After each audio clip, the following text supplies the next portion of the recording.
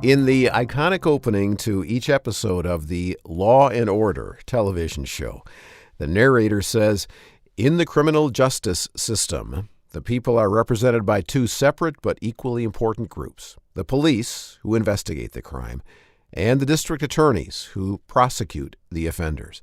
These are their stories." And I think that has shaped what many in our world today think about when we hear the word justice, law enforcement, the courts, punishment. And so what comes to mind when you hear the word justice? Well, that's the question that Rasul Berry will ask the group to begin the conversation on this episode of the Discover the Word podcast. And I'm interested to hear what the group has to say. I'd be interested to hear what you have to say in response to that question. Because Rasul wants Elisa Morgan and Bill Crowder and Daniel Ryan Day to focus on one of the major themes of Scripture that shows up again and again, and that is justice. And I think you'll find it fascinating how often justice is connected with a couple other key concepts. And those key concepts are not law and order, law enforcement, or the court system, or punishment. And so what ideas are most often paired with justice in the Bible? Let's explore that in this edition of the Discover the Word podcast.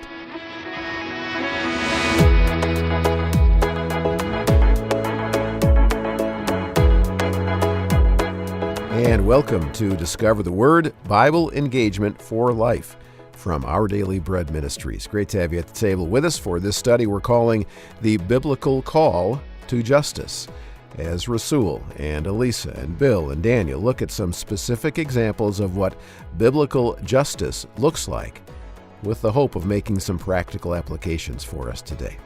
And as I said, it's amazing how often the idea of justice is paired with other ideas that I think will help us understand that justice is not only about law enforcement and the court systems. It's much bigger than that. All right, so let's pull our chairs up to the table and get started. Rasul has a few Hebrew words that he'd like us to learn that will help us as we explore the biblical call to justice in our study together here on Discover the Word.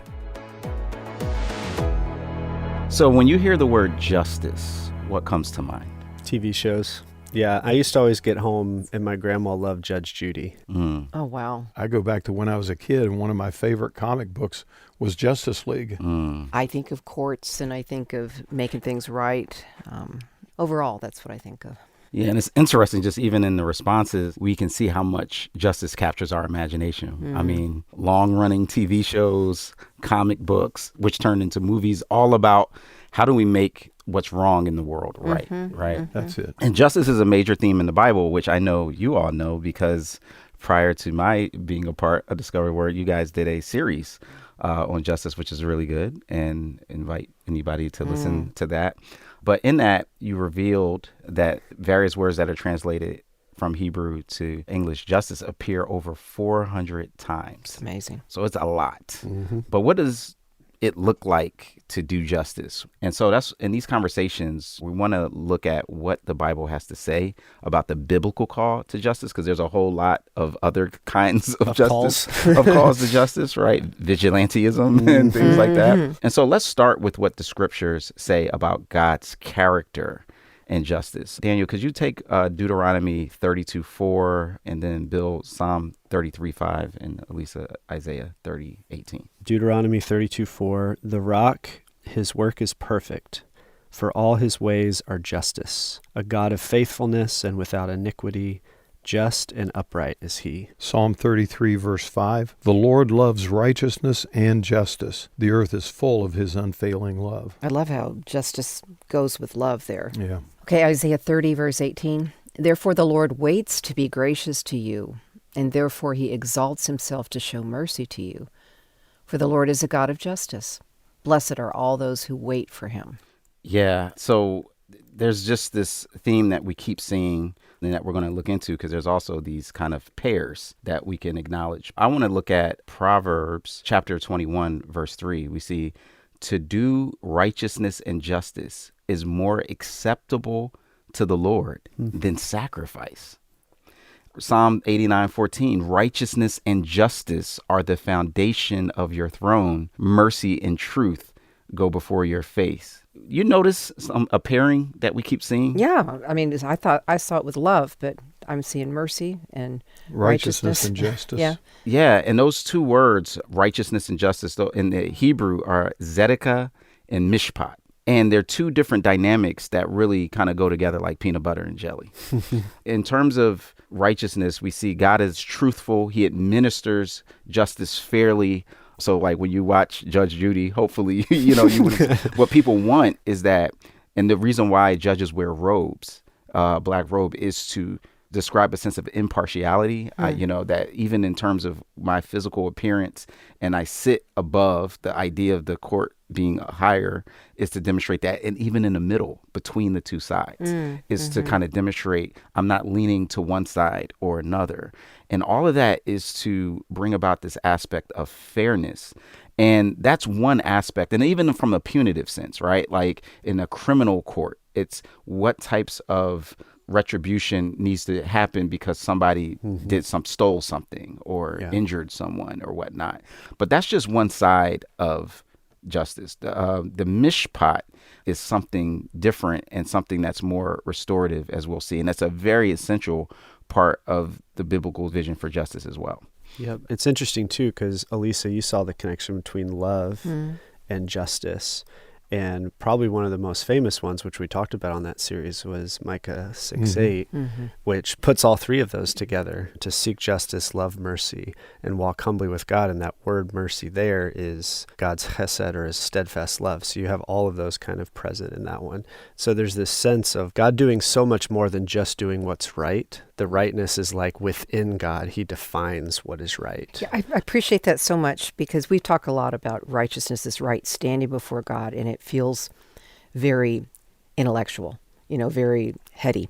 But to understand the full orbness of righteousness, that it really is his character. Yeah. There's beautiful triangulating, if you will, with mercy and with love, that's really where that righteousness comes from. It's not soft, but it's so much more all-encompassing. Absolutely. And the other part that we see, and I'm so glad that you drew out that tripod of connections between Hesed, tzedakah, righteousness, mishpat, justice, because as Bruce Waltke, who's an Old Testament scholar, stated, the righteous are willing to disadvantage themselves to advantage the community.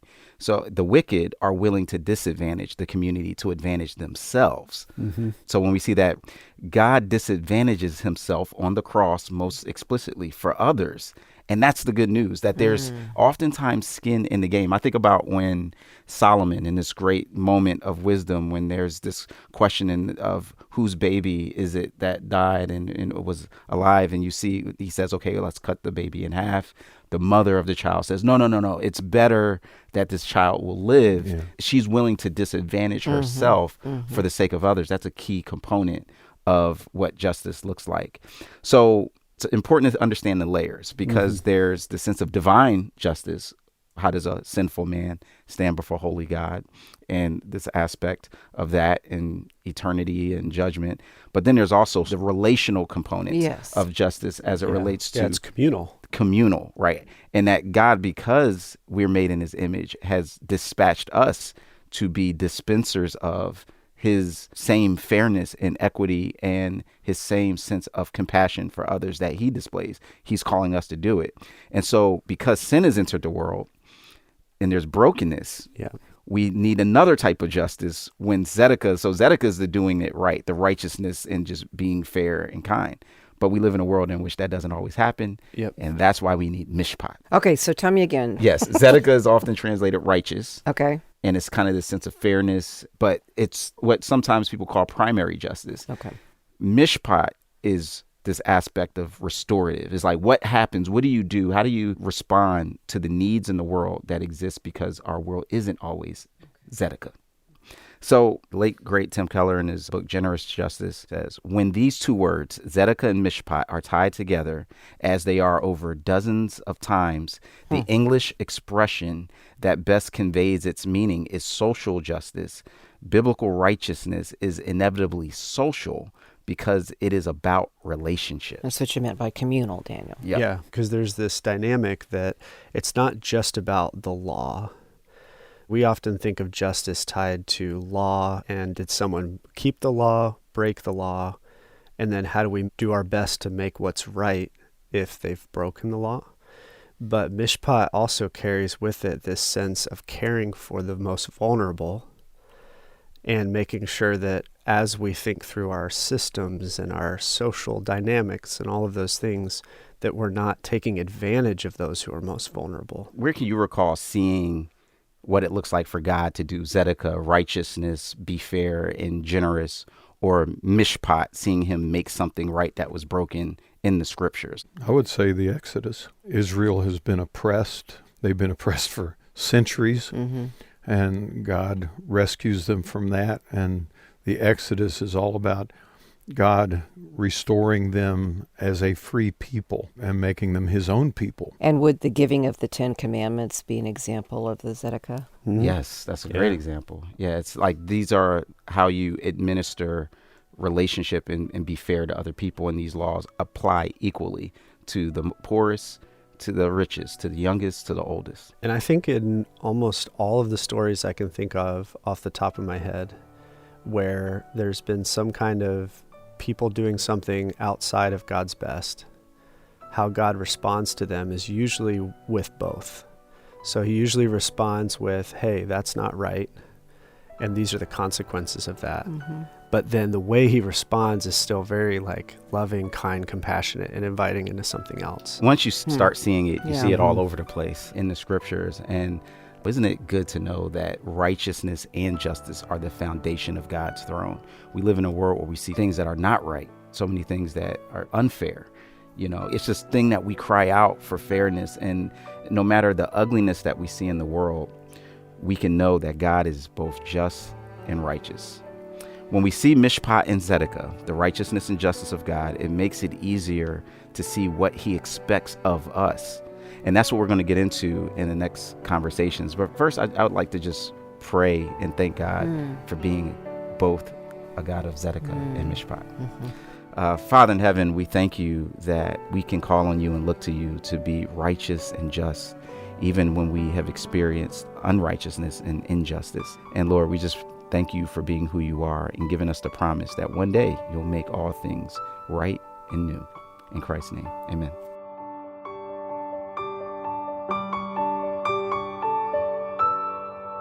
So in our first conversation, we examined the various types of words, even in the Hebrew, that we use to convey righteousness and justice. And it's a really big topic. The word justice appears in the Hebrew Bible, the Old Testament, hundreds of times. And so to help us not get lost in the weeds, I thought it would be really helpful if we looked at a specific example of a specific couple who really live out the components of what biblical justice look like. And I call this a power couple that we see in a small book in the Old Testament, the book of Ruth. And they are Ruth and Boaz. So let's start with Ruth. What do we know about Ruth in the story of Ruth? She was not a Jewess. She was Moabite, and the Moabites periodically oppressed Israel, even though they were kind of distant cousins. And later in the Old Testament, God will deal with them over that. Yeah, so there's tension, animosity between the two. So that's her as a Moabite. What else do we know about Ruth's state when we find her? Well, she's a recent widow, as is her mother-in-law. And she's married into a Jewish family because they had fled to Moab because of famine. Yes. And so, it's a very difficult situation, but Naomi, her mother-in-law, has decided to go back. Yeah. And Ruth decides she's going to go back with her, which is, the first part of the book is just very dramatic and endearing. So immediately we see the tension because there was this historic animosity, as Bill just mentioned, between Moabites and Israelites. Yet she's in a inter-ethnic, relationship was with an Israelite as a Moabite woman. She now is a widow. And what do we know about widows in the ancient Near East? Desperately vulnerable. Very vulnerable. So much of the ancient Near Eastern culture is tied to land in particular, because that's how you grow your food. That's kind of a symbol of the wealth that you have. But it literally comes down to surviving.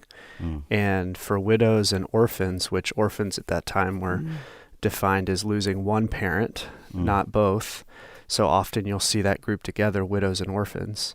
They would be very vulnerable because land grabbing or land stealing, which still happens today, would happen, where one of the family members would come in and actually take the land from the widow or the orphan, and they would end up completely destitute with no way to care for themselves. And so because of that vulnerability, there's a lot of passages in the Bible about caring for, looking out for widows and orphans.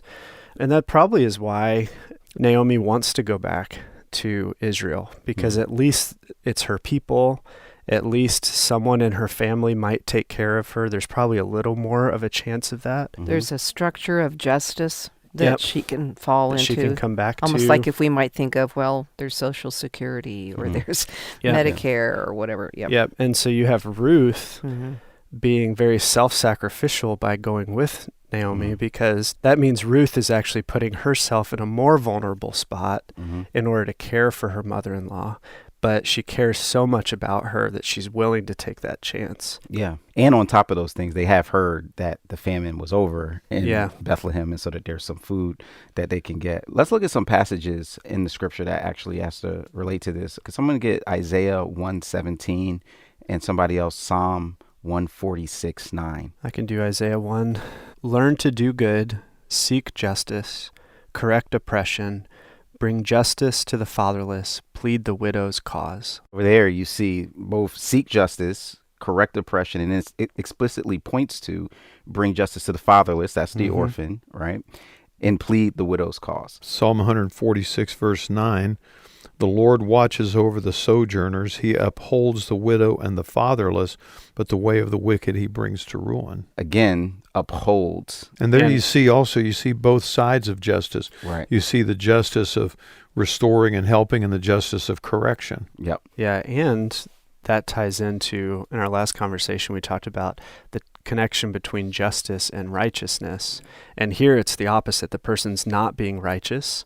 And because of the way Psalms are written, that second line is probably a direct response to the first line. So instead of caring for the widow and the fatherless, the wicked person is not doing that. Right. So they're not being righteous because they're not showing justice. Yeah. So just like we talked about in the earlier conversation, the righteous are willing to disadvantage themselves for the community. And we see this play itself out very vividly with Ruth and her response to Naomi, who is elderly, and the walk from Moab to Bethlehem is estimated to be 30 to 50 miles. This is in the time of the judges, which we know it says that everyone did what was right in their own eyes and was very dangerous as you read the end of Judges and the violence that was there, especially to women. So that's the context in which Ruth is choosing to leave safety in her people to go to Bethlehem. So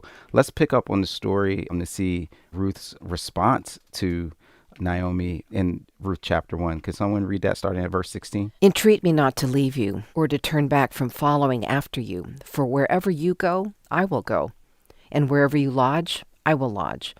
Your people shall be my people, and your God, my God. Where you die, I will die, and there I will be buried.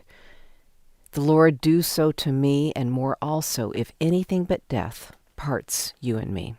That's amazing. It kind of hits you hard to see the level, the clarity of the sacrifice, the commitment to just essentially associate yourself with another people and another God. That means Ruth was leaving everything behind to support Naomi. Okay, so Ruth works hard then to support herself and her mother-in-law. When we see in the next chapters, when they get to Bethlehem, it's not like people are just waiting to give them food and packages or whatnot. They have to work for it. And Daniel, could you read Ruth 2:2? So Ruth the Moabitess said to Naomi, please let me go to the field and glean heads of grain after him in whose sight I may find favor.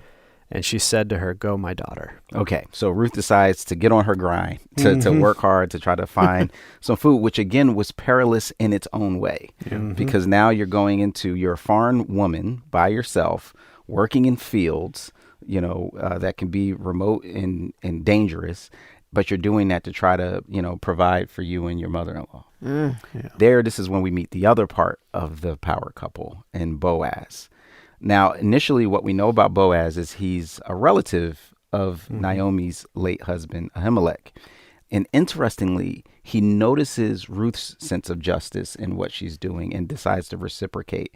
Can you read Ruth 2 and verse 8? Then Boaz said to Ruth, "You will listen, my daughter, will you not? Do not go to glean in another field, nor go from here, but stay close by my young women. Let your eyes be in the field which they reap, and go after them. Have I not commanded the young men not to touch you? And when you are thirsty, go to the vessels and drink from what the young men have drawn." So she fell on her face and bowed down to the ground and said to him, "Why have I found favor in your eyes that you should take notice of me since I'm a foreigner?"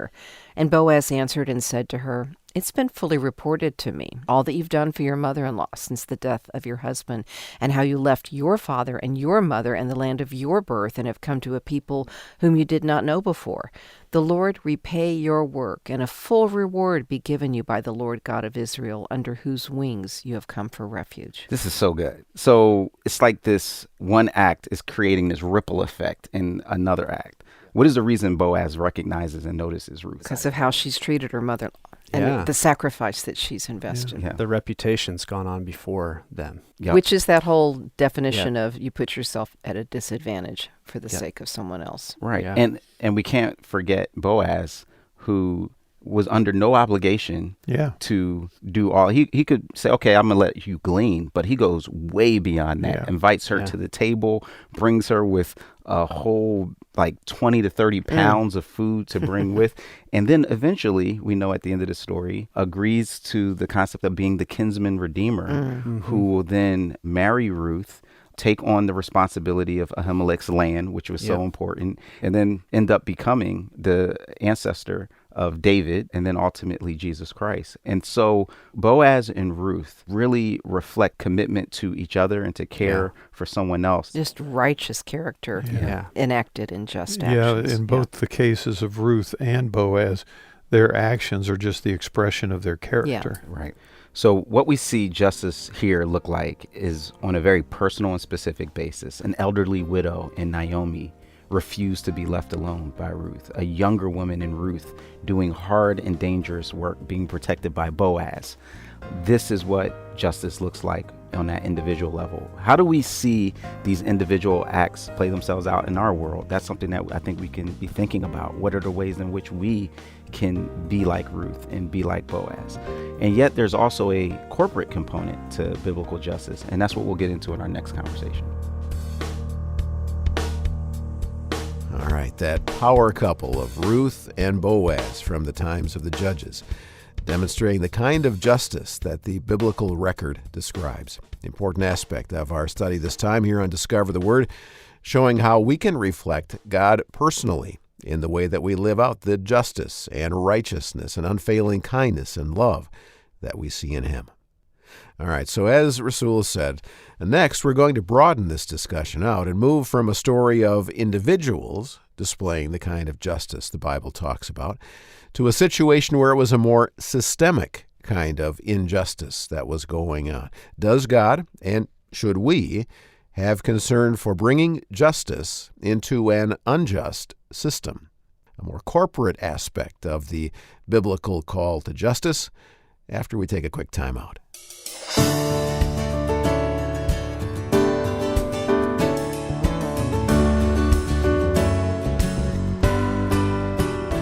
Now, Discover the Word is part of Our Daily Bread Ministries, which started as the Radio Bible Class radio show over 85 years ago. So we actually have a really long history of telling the story of Jesus.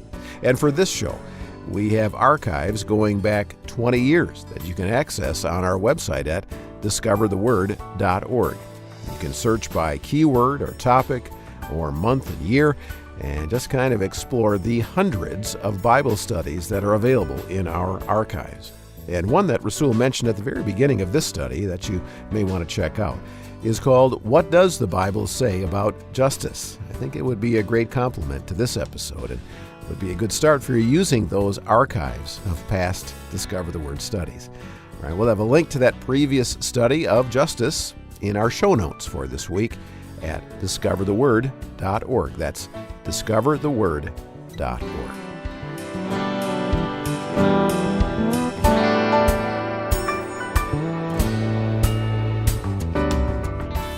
so in the next part of this study, helping us to form an idea of what justice is when we read about it in Scripture, we're going to focus on this systemic aspect of justice and how we respond to the systemic type of injustice that we see in our world.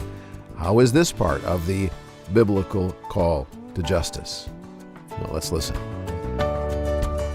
So in our last conversation, we looked at this beautiful story, a very personal story of Ruth and Boaz and Naomi, and how we can make individual decisions in our lives to do justice, to serve those who are vulnerable, and even put ourselves in our way. But then there's this other broader dynamic of sometimes things aren't just a one-off situation, but they're actually more systemic than that. And systemic is a big word. So what do you remember learning about systems in school? Well, I didn't learn about it in school, but in life I learned that Major League Baseball teams have farm systems. Okay. Teams where they develop their younger players before they get to the big leagues.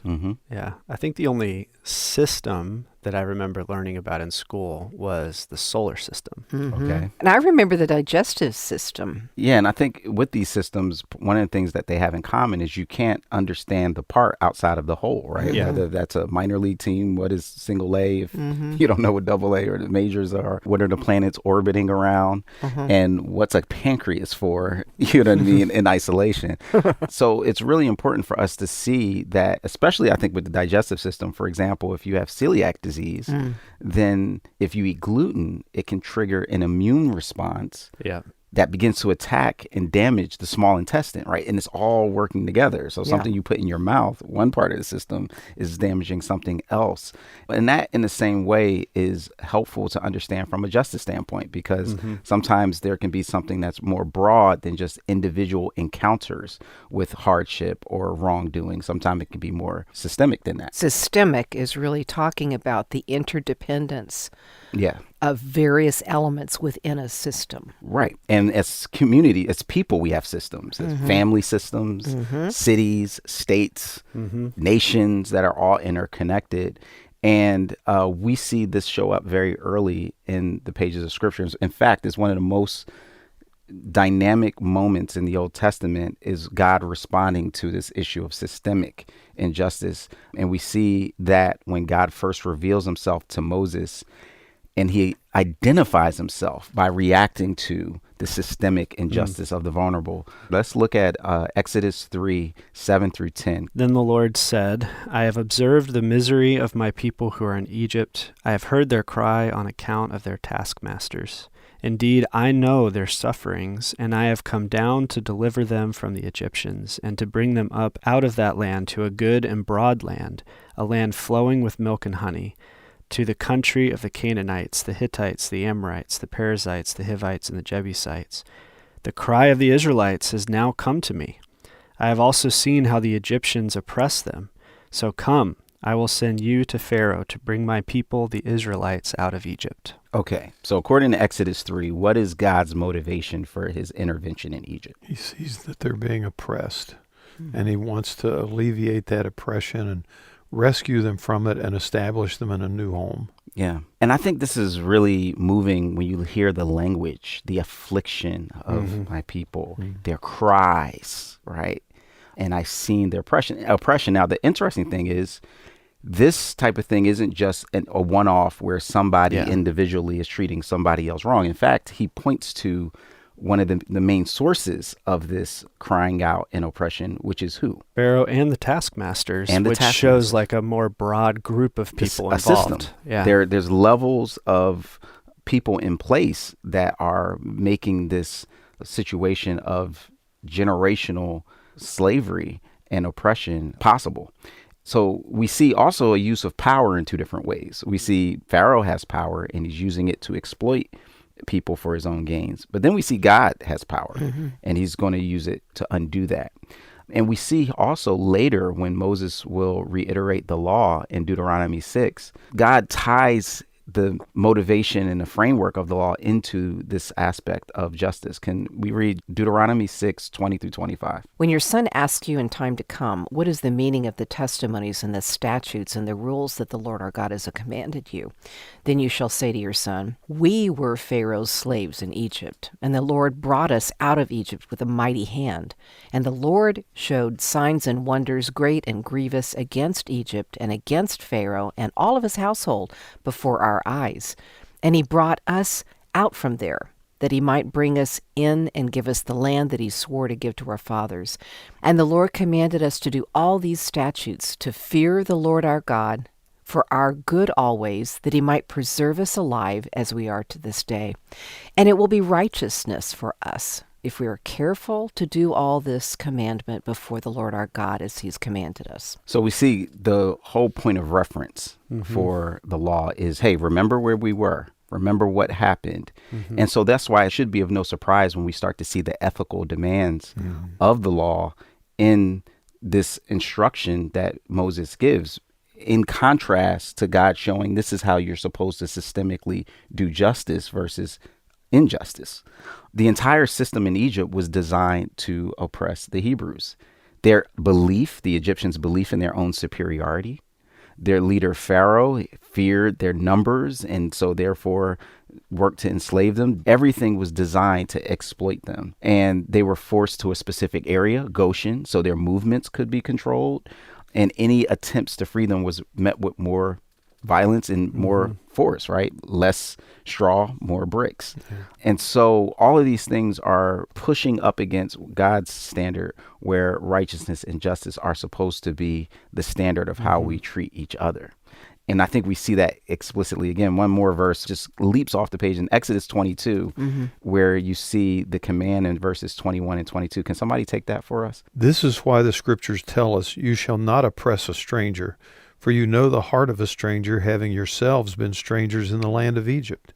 You shall not take advantage of a widow or an orphan. What do you think of the implications of the fact that God is putting these principles in the law? You know, when you look at the system that God gives to them in the laws, the problem with laws is not the laws. The problem with laws are how they are administered.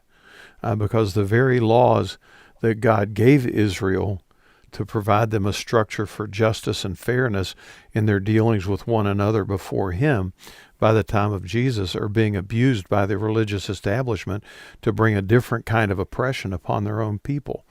And so the laws themselves weren't the problem necessarily. It's how those in power were using those laws. And that's true even in our own history in our country and in the church. When we think about the issue of slavery, tragically for over centuries, you know, we saw before the United States became a country, chattel slavery from one generation to the next enforced through brutal means, separating families, abusing people. We saw some of that be even attempted to be justified through the Bible and or misuse of the Bible. And it makes me think, though, about the deeper, truer way in which people have often been inspired to push back against that darkness through the scriptures. Many of the abolitionists were inspired by their understanding or right understanding of the scriptures to say, this is not right. We should love people. We should treat people as we want to be treated. It makes me think about the documentary I had the chance to help put together with our Daily Bread Ministries called Juneteenth, Faith and Freedom. And one of the things that inspired me to see that this was a story worth telling was that I discovered that one of the early names for Juneteenth was Jubilee Day. And that was really intriguing to me because Jubilee is this, you know, festival. I call it the Super Bowl of Sabbaths because, you know, there was the system of the Sabbath every seventh day where you were supposed to rest. And that had an ethical component, right? Because they weren't allowed to rest in Egypt. They were forced to be slaves. But then every 7 years, there was a Sabbath year. And then 7 times 7, 49 on the 50th year, there was the Jubilee. And in the Jubilee, when there were debts, they would be forgiven. And if anyone of the Hebrews were indentured servants or slaves, they would be set free.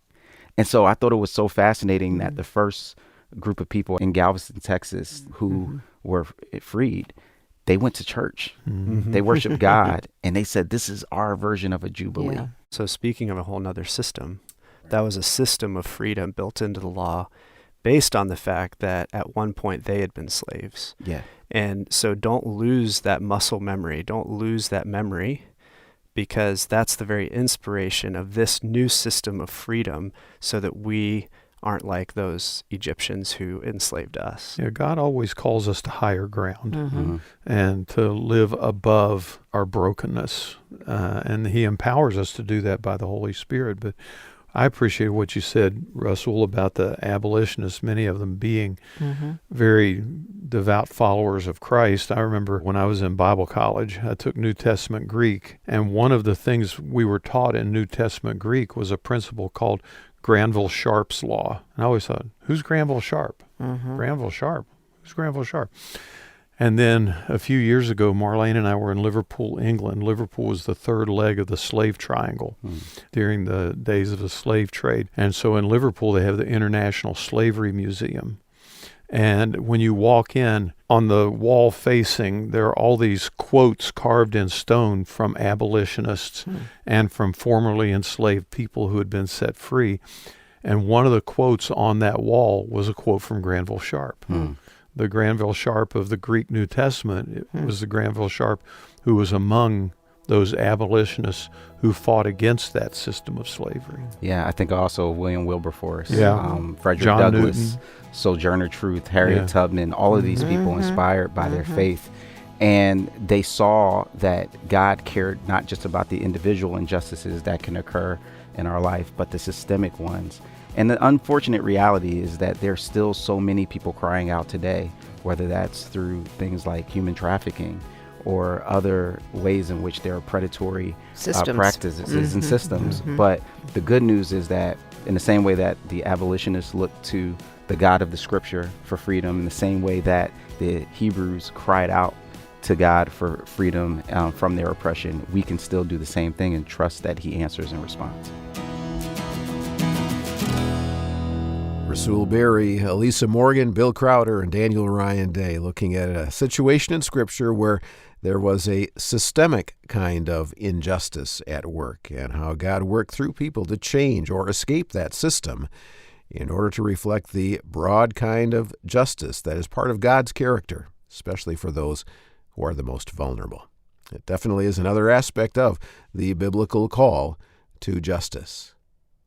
Now, during this conversation, Rasul mentioned a film that he was part of that we did here at Our Daily Bread Ministries. It's called Juneteenth, Faith and Freedom. And in this film, Rasul traveled throughout Texas and discovered how the Juneteenth holiday reveals the hope and the courage that empowered those who were formerly enslaved and their descendants to fight for freedom and justice in an often unjust society. I think you'll find it a fascinating watch and would give you even more to think about as we talk about justice.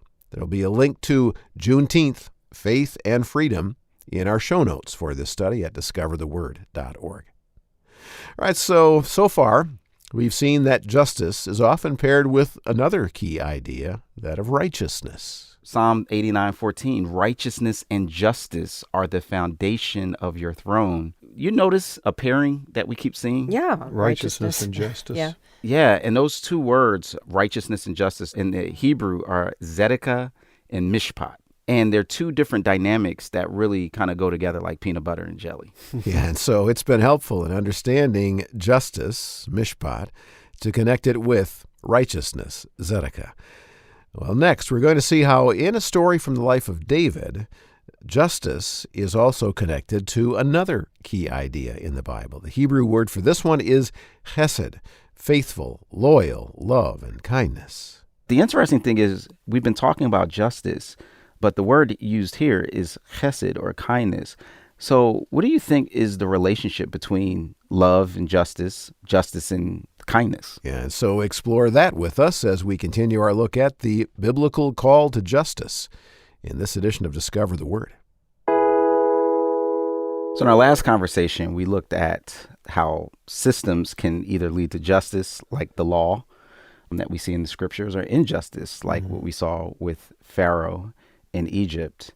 And he was not a great example of a leader to follow as it relates to the question of justice. But I'm kind of curious, when we think about leaders, there are good examples of leaders, right? You know, and it's important for us to not just critique the bad, but uphold the good. What are some of your favorite leaders, either in history or in fiction? I think of Winston Churchill. I mean, it was said of Winston Churchill that he mobilized the English language and sent it to war, just in the way that he motivated the British people to strike back during the Blitz and different things, Harriet Beecher Stowe, just her writing and how she affected so many just by writing out a story that was very true, but people could imagine it being fictionalized, and very powerful. Yeah, there's so many leaders that I can think of that are just inspiring because of the way that they either led through really hard times or pushed back against something when the system or a government or something was doing the opposite of what was best. Just doing what's right when it's hard to do what's right. Yeah. It's something about when they're dealing with extreme adversity and they don't have all of the things. How do they lead? But there's also this vision of not overreacting and being punitive, but still having this vision for what is right and what is good and what is just. And we see that in probably the most iconic leader in Israel's history, King David. Now, David wasn't perfect, made some really grave errors and sins. And yet at his best, there's a picture that we see of him that reflects not just justice, like in the doing what's right, but the heart of justice, the compassion, the kindness that God, I think, expects from all of us. But I love this one because it's from a leadership standpoint, and it shows how you can actually marshal power. Sometimes people hear that word power, and we automatically get nervous and think that's a bad thing. But power can be used in a good way. And I think David shows us that in 2 Samuel chapter 9, we see this story. So maybe you want to start us off? Sure. Okay, David asked, "Is there anyone still left of the house of Saul to whom I can show kindness for Jonathan's sake?" David and Jonathan made a commitment to each other, and Jonathan's gone, so David's asking this question. Jonathan's died.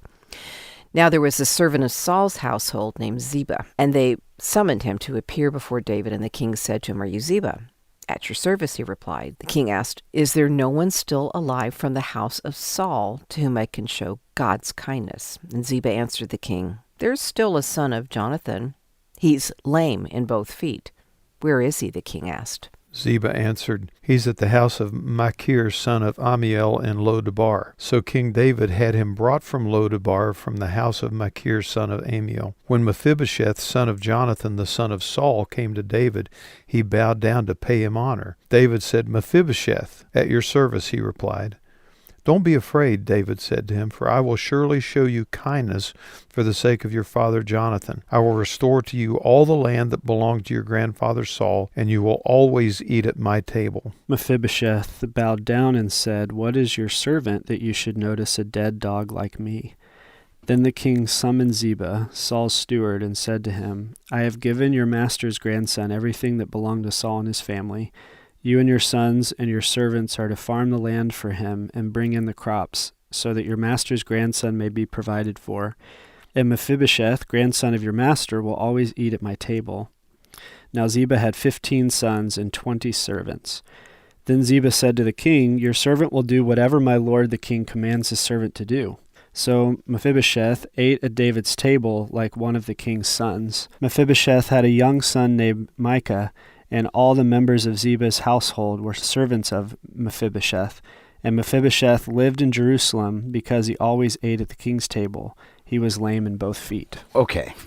There's a lot going on here and a lot of context we got to catch up on to get to why this is such a great story. Yeah. So we know David has taken over the kingdom as a result of God calling Samuel to anoint David as king and rejecting Saul. So Saul was the previous administration, a previous regime. Now, what would usually happen if you had a different king that rose up in ancient Near East from a different Slay family? the whole previous administration. They'd be gone. Yeah, they would Wipe kill them the whole family, surviving family of the previous king. Yeah. And we see this several times in the Bible. Yeah. Jehu killed Ahab's family in 2 Kings 10. Zimri's assassination of Elah and Baasha's family in 1 Kings 16. This is something that was standard practice to avoid and eliminate any threat. That's generally what's the case. Now, specifically, if we look at this specific situation of Saul and David, why would there be even more of a tendency to want to wipe out Saul's family? They were complete enemies. David was waiting until God totally removed Saul, and so it was very problematic. But not only was David waiting, David was being pursued by Saul. Yes. Saul chased David all over the countryside and pursued him to kill him and put him out of the way because he was such a threat. Right. So this wasn't just conceptual.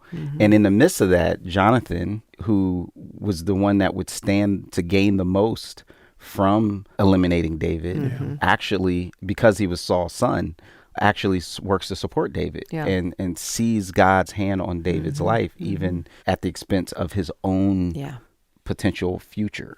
And so now you can start to see the tension in the text of why when Mephibosheth is found and brought before David, David tells him, don't be afraid. Because Mephibosheth is probably thinking, okay, he's looking for me. And in fact, why is Mephibosheth lame in his feet in the first place? Because his nurse had gathered him up when David was in pursuit and ran with him, and she fell and he became lame. So his actual condition was related to the fear attached to a new regime coming in and potentially wiping out the previous regime. And yet, in the midst of all of this, we see David respond not in the way of blood for blood, not in the way of eliminating, but by actually seeking out, who can I show kindness to, chesed to? It's like he's putting aside all of the stuff with Saul and focusing on Jonathan. And he had received such kindness from Jonathan. Now he wants to reciprocate to Jonathan's only living heir. But the interesting thing is, we've been talking about justice, but the word used here is chesed, or kindness. So what do you think is the relationship between love and justice and kindness? Well, that love in particular is describing covenant love between God and his people. And David and Jonathan had a covenant with one another. And so that faithfulness, that love, that compassion that he's pouring out on Jonathan's son, that would be a great word to use to describe that type of love. But there's also a sense of fairness in this, because Mephibosheth hadn't done anything to David. As Jonathan's heir, David shows him the same kindness that he had received from Mephibosheth's dad. Right. And I think about the vulnerable when we go back to the earlier conversations about who needs justice to most. That's good. And there's something about seeing those who are on the margins, those who are vulnerable, and saying, I want to do good and be kind. And there is that relationship between love and justice. I got a chance to see this up close and personal recently with Maya Moore. So this will be another one of my favorite leaders. She is widely known as being inducted into the Naismith Basketball Hall of Fame in 2025, won championships in high school, 2 at UConn, went to the Final Four all 4 years of her college career, went to the WNBA, won 3 championships there, gold medals, first woman to be signed to the Jordan brand. And she met this man, ironically named Jonathan, through her godfather, who was a prison chaplain in Missouri. And her godfather discovered, through looking into Jonathan's case, who was just one of the inmates that was there at the prison that he was serving at, that he was wrongly accused of a crime and sentenced to 45 years in prison at the age of 16 for something he didn't do. Now, what a lot of people didn't know, what I didn't know, was that while Maya was winning all these championships and MVPs, she was also supporting the fight to free Jonathan and to, correct this injustice. And she eventually even stepped away from basketball, in part to fully devote herself to freeing him. And in 2020, after 23 years, Jonathan walked out of Jefferson City Correctional Center, a free man, exonerated and overwhelmed by the love that Maya and thousands of people who didn't even know him had showed and supported him. And he is now the center of a documentary that we've done at Our Daily Bread Ministries, and he's working with our prison ministry to help support those who also need to be shown kindness, like Mephibosheth. And the cool thing about it is they actually wrote a book together called Love and justice. And Maya frequently says she can't even imagine her life and her community without Jonathan. They got married, how they have a kid. And like David, she sees the connection between love and justice, and so should we. Yeah, in the way the Bible describes justice, it is inseparably linked to this Hesed kind of love. If, as Rasul said earlier, if justice, mishpat, and righteousness, tzedakah, are peanut butter and jelly, well then love, Hesed, is the bread that wraps around that sandwich. And Rasul mentioned the film that he's part of called The Return that tells the Jonathan Irons, Maya Moore story. Now, The Return, which is produced in partnership with Win with Justice, Christian Community Development Association, the CCDA, and Voices from Our Daily Bread Ministries. This film follows Jonathan as he returns to prison, the site of so much violence and despair and injustice, to inspire the men he left behind at a maximum security prison. 5 years after his release, Jonathan brings with him a message of hope and possibility. And he also brings the support system that he's met along the way, his wife, Maya Moore Irons, musicians, Lecrae and Tadashi, and organizations that have come together to support his return to a place of trauma and turning it into a temple of triumph. We'll have a link to the trailer in our show notes. Looking forward to the soon release of The Return. That link is in the show notes for this episode at discovertheword.org. All right, so we're talking about the biblical call to justice this time here on Discover the Word, because justice is a major theme in the story of the Bible. Rasul has been leading Elisa and Bill and Daniel in the study called The Biblical Call to Justice. And so, Rasul, what has stood out most to you during this study focusing on justice? The thing that has been most impactful for me as I've studied this is seeing the relationship between kindness or chesed and justice, right? Mm-hmm. Like in the snapshots that we get with Ruth and Boaz and Naomi, or David and Mephibosheth, mm-hmm. that there has to be something where I care about people beyond myself. And then when I get it to that level, it gives me an empathy, a sense of awareness of the suffering of others that I am charged and responsible with responding to. Yeah, the connection between justice, mishpat, and chesed, love and kindness, as well as the connection to tzedakah, righteousness. Those have been important discoveries. And so let's join the group as they look at one more story now, a New Testament story involving Jesus this time, that can help us to hear the biblical call to justice. We've looked primarily at the Old Testament. Today we're going to look at the New Testament, and specifically with Jesus. And so when he announces himself in Luke chapter 4, he does so in a very specific way, and that calls up some of these themes. And I think that it would be helpful for us to look at his announcement of himself, and then we're going to look at a specific way that he engages with someone himself. So we're going to both look at his words and his actions. So let's start with Luke chapter 4, verses 16 through 21. Could somebody get that for us? He went to Nazareth, where he had been brought up, and on the Sabbath day he went into the synagogue, as was his custom. He stood up to read, and the scroll of the prophet Isaiah was handed to him. Unrolling it, he found the place where it is written, "The Spirit of the Lord is on me, because he has anointed me to proclaim good news to the poor. He has sent me to proclaim freedom for the prisoners and recovery of sight for the blind, to set the oppressed free, to proclaim the year of the Lord's favor." Then he rolled up the scroll, gave it back to the attendant, and sat down. The eyes of everyone in the synagogue were fastened on him. He began by saying to them, "Today, this scripture is fulfilled in your hearing." Wow. Yeah, that was recognized as a messianic prophecy. This is what Messiah is going to be like. And so the claim that Jesus is making here would have been seismic to the people. And let's look at the details of that claim. The Spirit of the Lord is on me because he's anointed me. Anointed one is where we get Messiah.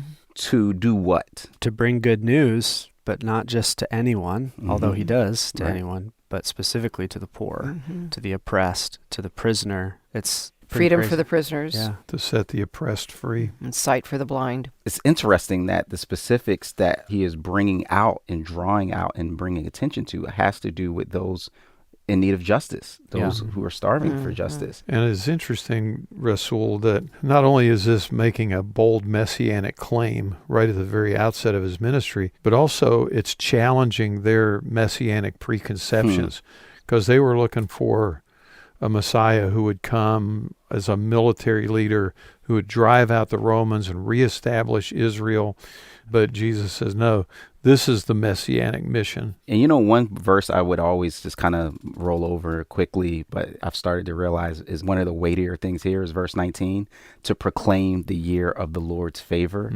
Interestingly enough, most of the time you see the day of the Lord as a time-bound moment to talk about God's justice, God's judgment. There's only really one time that a year is used in the Old Testament as a kind of symbolic moment to talk about God. And we referenced it in an earlier conversation, which is what? Jubilee. To proclaim the year of the Lord's favor was to proclaim Jubilee, which, as we already looked at, the Super Bowl of Sabbaths, as I call it in Leviticus 25, is this moment where all the things that would look like the kingdom and the ways in which people were suffering and struggling, debts would be forgiven, slaves would be set free. Well, what did that look like for Jesus to be committed to justice? We see in his ministry his special care for the widow. Suffer not the little children to come to me, the children, the poor, the foreigner. And so we see that, but we see it also in a very specific situation, because it's not just for those on the margins, but those who actually have a lot of power as well. And we see it in a guy that I can relate to, for reasons we will see, named Zacchaeus. You laughed a little bit too hard. Sorry. So let's look at Luke 19, 1 through 10, and let's read that passage. Jesus entered Jericho and was passing through, and a man was there by the name of Zacchaeus. He was a chief tax collector and was wealthy. He wanted to see who Jesus was, but because he was short, he could not see over the crowd. So he ran ahead and climbed a sycamore fig tree to see him, since Jesus was coming that way. When Jesus reached the spot, he looked up and said to him, Zacchaeus, come down immediately. I must stay at your house today. So he came down at once and welcomed him gladly. All the people saw this and began to mutter, he's gone to be the guest of a sinner. But Zacchaeus stood up and said to the Lord, look, Lord, here and now I give half of my possessions to the poor, and if I've cheated anybody out of anything, I'll pay back 4 times the amount. Jesus said to him, today salvation has come to this house, because this man too is a son of Abraham. For the Son of Man came to seek and to save the lost. Okay, so what do we know about Zacchaeus here? He's a tax collector, which means he is basically a traitor. Yeah. He's in alliance with Rome. He's the one that, Rome, like many other empires, is ruthless in their levying of taxes and trying to use that as one of the ways to keep people down. And Zacchaeus is the one that collects those taxes. Well, not only that, he's the chief tax collector, which we've talked about systems. They had a system in place, and he had a bunch of other tax collectors working under him, so he got a cut of all theirs too. So he was wealthy. And a cheat. And I can relate to none of those aspects of Zacchaeus, but he was short. And I was the shortest person in my grade from kindergarten to 9th grade, and then I was the shortest boy until I graduated. And so the idea of not being able to get a good seat and good visual lines is something I can completely relate to with Zacchaeus and his desire to climb up the tree. I'm like, that was very smart. But his climbing the tree also relates to he's hungry, right? And even though he's wealthy, and even though he's exploiting, and even though he's not a very popular person in this community right now, there is something, a spark in him that is seeking out. So Jesus sees that spark and says, hey, I'm going to come to your house. And we know through just the aspects of hospitality, this was an honor for Zacchaeus to have someone that was so respected there. But it wasn't an honor for all the folks that were like, wait a minute, why is Jesus going to Zacchaeus' house? Yeah, there's a kind of a cultural piece to this. Dr. Bailey, in his book, Jesus Through Middle Eastern Eyes, connects this story at the beginning of chapter 19 with the story at the end of chapter 18 of blind Bartimaeus. And as Jesus is approaching town, by this time, he's probably the biggest celebrity in Israel. And when you would come to a village, the village would put on a feast for you. Bailey said, as the crowd comes out to meet Jesus and welcome him into the community, It's almost as if he walks right past everything they've prepared and goes straight to Zacchaeus and said, I'm staying with you today. Yeah. So not only is he going into the home of a sinner, but he's kind of turning aside from the larger community. And the interesting thing is Zacchaeus' response. He says, look, I'll give half of my possessions to the poor. If I've cheated anybody out of anything, I will pay back 4 times the amount. And we know through Exodus 22:1 that this isn't just some random number that Zacchaeus comes up with. Somebody get Exodus 22:1 for us. If a man steals an ox or a sheep and kills it or sells it, he shall repay 5 oxen for an ox and 4 sheep for a sheep. Zacchaeus' response is rooted in a biblical vision of restitution that says, if you do this, if you steal something, you're not just paying for that one thing, but you're also supposed to compensate above and beyond that. Now, why would that make sense that if I stole 1 sheep that I'm supposed to give back 4? There's been emotional anguish. There's been pain and suffering sometimes. Also the loss of productivity, because in the time they've been gone, they haven't been able to produce. Well, the story you shared of Maya Moore and Jonathan, right? How long was Jonathan in prison for? 23 years. How can you just set somebody free? And go. And be like, okay, sorry you lost 23 years. I hope you can make up for it now. Yeah, repairing what was broken. This is where Dr. Bailey, that I mentioned earlier, introduced me to Ecclesiastes 4, verse 1.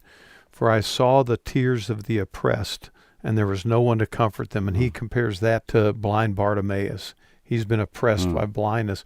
And then he said, I saw the power of the oppressors, and they had no one to comfort them. So you see the oppressed in Bartimaeus and the oppressor in Zacchaeus. And Jesus is bringing kindness to both. Exactly. And that is the full robustness of the beauty of the good news. That the good news isn't just for those who were cheated and says, hey, God sees you and will repay you for that which you lost, but also for the cheater to say there's a way back to redemption. There's a way back. And that doesn't just look like platitudes and words, but it actually looks like restitution and repairing what was broken. And in doing so, Jesus's response to Zacchaeus floors you. That he says, today salvation has come to this house because this man too is a son of Abraham. My grace extends to even Zacchaeus. For the Son of Man came to seek and to save the lost. And so we're all in the same boat. Those who are experiencing that sense of injustice and oppression, and those who are on the other side of that, that we all are in need of coming before the one God who provides us justice. And when we lean into that, we both experience the chesed, the loving kindness that Mephibosheth experienced from David, as well as the justice that the people of Israel so desperately wanted in Egypt.